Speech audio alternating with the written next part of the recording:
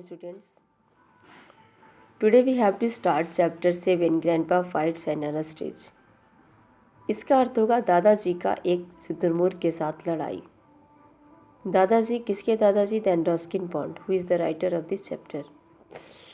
उनके दादाजी की कहानी है.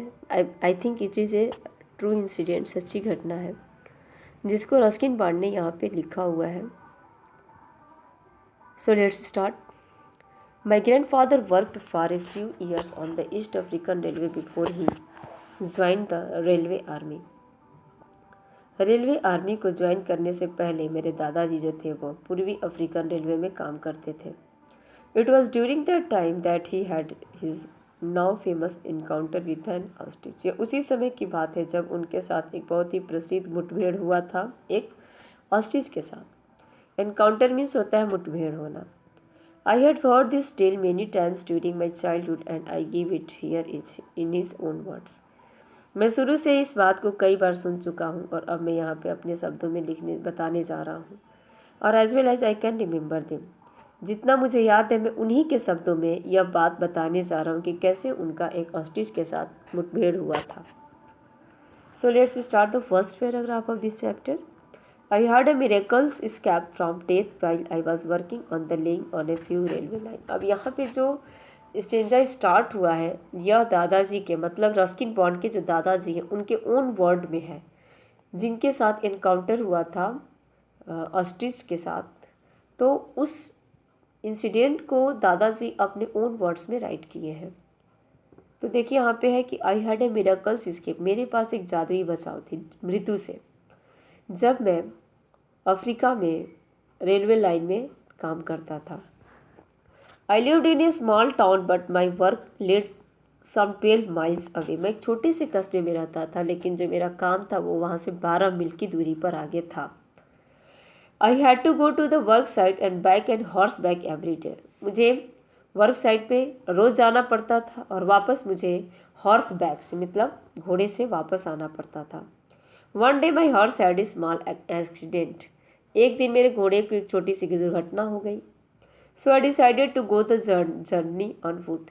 इसलिए मैंने क्या किया, मैंने निर्णय किया कि मैं इस जर्नी को मतलब मैं ये जो 12 फीट की दूरी है 12 माइल की दूरी है उसे मैं पैदल ही पूरा करूँगा क्योंकि उनके घोड़े को चोट आ चुकी थी.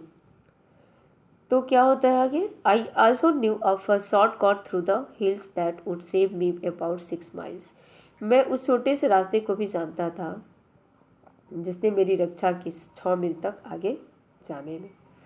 This shortcut went through an ostrich farm and camp it was called. यह शॉर्टकट जो रास्ता था वो उस तरफ से जाता था जहाँ पे ऑस्ट्रिच का एक फार्म भी था जिसे कैंप कहा जाता था.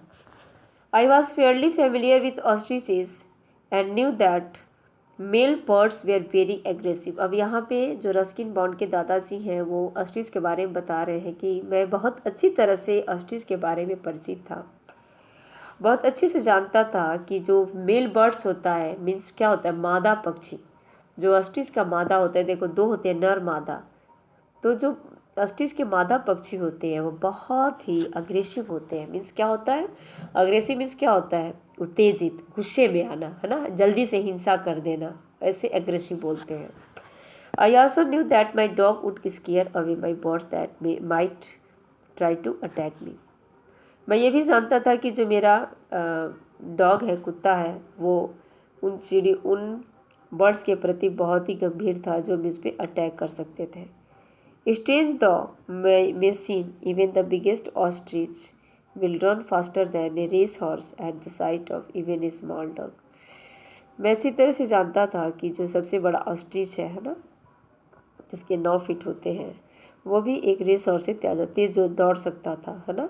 और यहाँ तक कि एक छोटा डॉगी भी मेरा इतना तेज दौड़ सकता था. सो आई फेल्ट क्वाइट सेफ. तो इसलिए मैं अपने आप को पूरी तरह से सुरक्षित महसूस कर रहा था.